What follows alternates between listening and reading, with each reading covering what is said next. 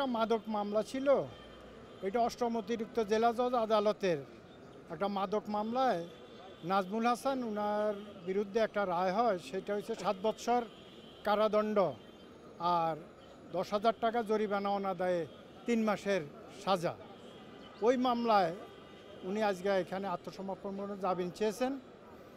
আর বিষয়টা হচ্ছে ওই হাইকোর্টে এই মামলার আর একটা শুনানি চলছিল, সেখানে নাজমুল হাসানের পক্ষে ওনাকে ওখানে একটা অ্যাফিডেভিট দিয়ে ওখানে যখন শুনানি করে মহামান্য হাইকোর্ট নির্দেশ দিয়েছেন যে নিম্ন আদালত ওনাকে সারেন্ডার করার জন্য।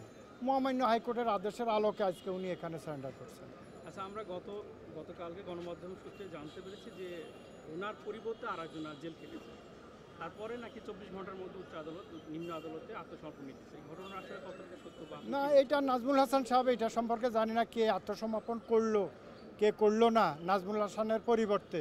এটা নাজমুল হাসান এটা জানেন। আমি যতটুকু ওনার সাথে আলাপ করছি বা ওনার লোকজনের সাথে, উনি এই সম্পর্কে কিছু জানেন না, না কিচ্ছু জানেন না। আপনার নামটা বলেন।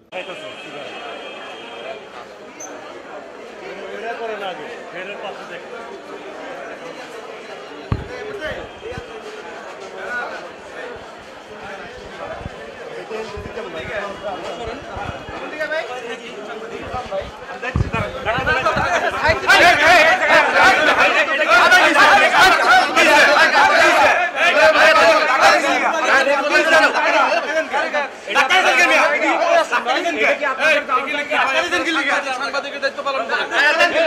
আপনি ছবি নেন, টাকা দেন কি আপনারা ভাই? আপনার জায়গা ভাই, আপনি কেন টাকা দিবেন কেন? আপনি কেন